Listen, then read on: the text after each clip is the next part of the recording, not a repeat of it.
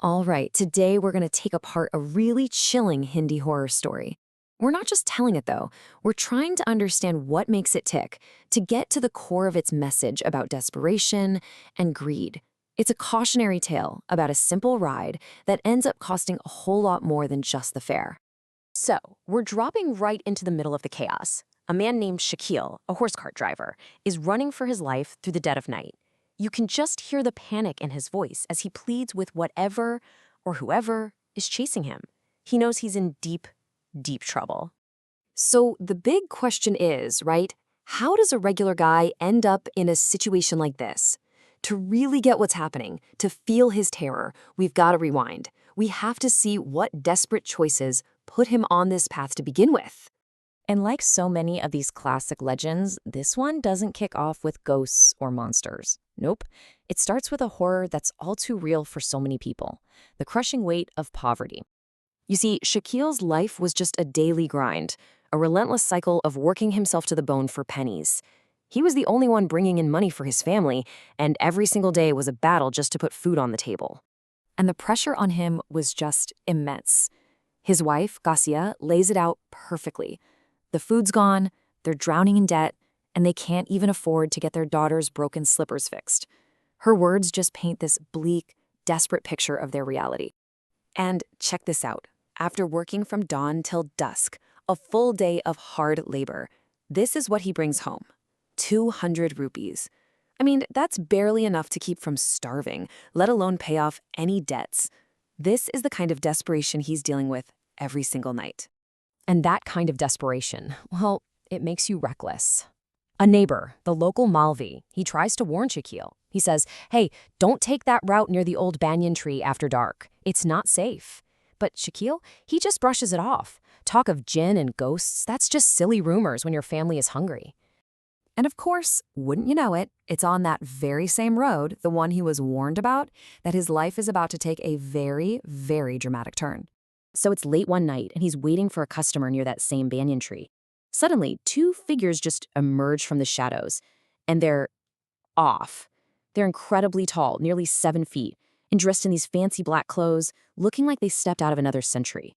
They need a ride to a deserted shrine. Shakil feels uneasy, but he needs the money, so he says yes. But here's where everything changes. The payment. When they get to this creepy, abandoned place, they don't give him cash. They put solid gold coins into his hand. For a man who just made 200 rupees for a whole day's work, it's like winning the lottery. It's an impossible fortune. He rushes home totally ecstatic, but his wife's reaction is the complete opposite. Her intuition is just screaming that this is bad news. I mean, who in their right mind pays for a simple cart ride with pure gold? She can sense the danger that Shakil, in his excitement, just can't see. But Shakil, he's completely blinded by it all. The physical weight of that gold in his hand is so much more real to him than some vague warning. He totally dismisses her fears. To him, these weird passengers aren't a threat. They're his ticket out of this miserable life. The pull of getting more is just too strong to resist. And this pushes him to make a truly fatal decision. The very next night, he ignores his wife, ignores his own gut feeling, and he goes back. He goes back for more. It's a choice that kicks off a chain reaction that he can never, ever stop. He meets them again, takes them to the exact same shrine, and bam, another handful of gold coins. But this time, they give him a direct warning. They look him in the eye and say, this place is not safe for you. You should leave now. But greed has taken hold. He sees the warning as just an obstacle. He decides to wait around for their return trip, hoping to score a third fare. And while waiting, he dozes off. By ignoring that final, explicit warning, he stays just a little too long enough to witness something no mortal was ever supposed to see. It's 2 a.m. when he's suddenly jerked awake by this incredible noise, the sound of drums and what sounds like a party. He sits up, totally confused, and peers into the pitch-black darkness. And what he sees is a barat, a wedding procession. But the guests? They're monstrous. They're inhumanly tall, and they have the hooves of animals for feet and sharp claws for hands. They're celebrating wildly, tossing around plumes of fire like it's nothing. It is a terrifying, unholy party. In that moment, a freezing wave of realization just washes over him. These aren't men. He stumbled upon a wedding procession of the jinn, the very same supernatural beings he laughed off as silly rumors. He has trespassed into a world he was never meant to see. And then, the absolute worst thing that could happen happens. The music stops. In a dead silence, one of the creatures slowly turns its head, and its eyes lock right onto him. He's been seen. And that's it. The chase we saw at the very beginning starts now.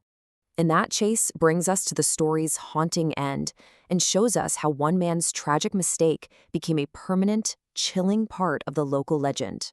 Shaquille never makes it home. He just vanishes that night, leaving his family to wonder forever what happened to him. The gold coins might have been real, but the price he paid was everything. His story becomes a ghost story, a warning whispered from parents to their children. And this is the legend he left behind. The locals say that if you pass by that old banyan tree late at night, you can still see it. His empty horse cart standing there, eternally waiting for a passenger that will never, ever come. It's like a ghostly monument to a deal gone terribly wrong. And so the story really forces you to ask yourself, when you're that desperate, when you're pushed to the absolute edge, what is a chance at wealth really worth? Shaquille's tale is a chilling reminder that some opportunities, no matter how golden they look on the surface, come with a price that's far, far too high to pay.